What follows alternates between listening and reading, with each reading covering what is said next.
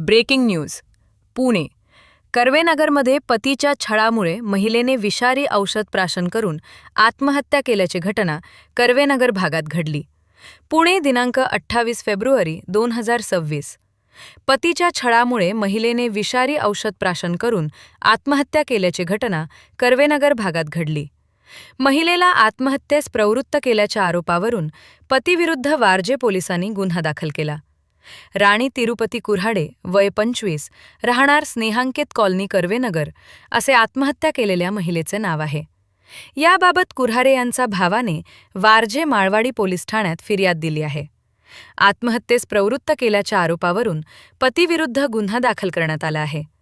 पोलिसांनी दिलेल्या माहितीनुसार राणी कुऱ्हाडे मूळच्या कर्नाटकातील विजापूरच्या आहेत. 2018 मध्ये त्यांचा विवाह झाला.